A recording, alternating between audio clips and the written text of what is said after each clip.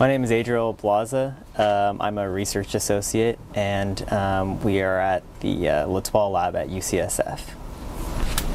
So my research in general studies neuroplasticity, and we study a specific set of neurons that respond to environmental stress. There's been some studies with a model organism that we use because we use a model organism that has a really characterized nervous system. So the model organism that we study is Caenorhabditis elegans, which is a nematode. It's a type of roundworm, and in order to keep these animals in the lab, what we do is we place them on these petri dishes with agar that has nutrients that mimic the soil, and we also plate the dishes with bacteria, which is their food source. Diseases include, Alzheimer's disease, uncovering, the motor neurons and how it could relate to a really characterized nervous system. I grew up in the East Bay area, in actually Antioch, California. When I went to college, I went to the University of California, Riverside, and I graduated with a biological science degree with a concentration in medical biology. My next aspiration was to go to medical school.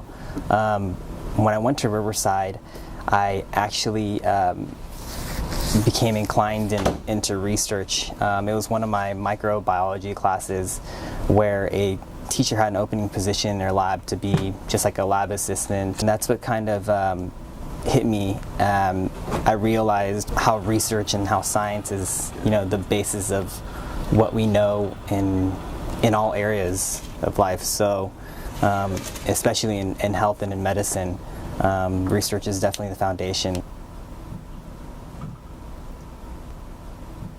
Definitely have to maintain our model organisms. For us, it's important to be able to study them under the microscope. The microscope is a very important equipment for us.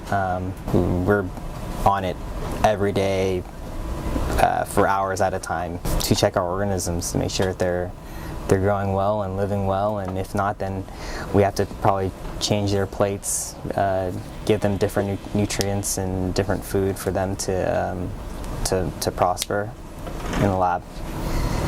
With science, what I've learned, especially during my thesis project, I learned that there's a lot of trial and error. I realized that, that's actually a good thing. You could really learn a lot, and that's what's great about science, is that sometimes your experiments don't work out, and the best way or best outlook to go about it is actually learning why it didn't work, and sometimes you'll actually discover new ideas and new ways of thinking and kind of change your whole project around.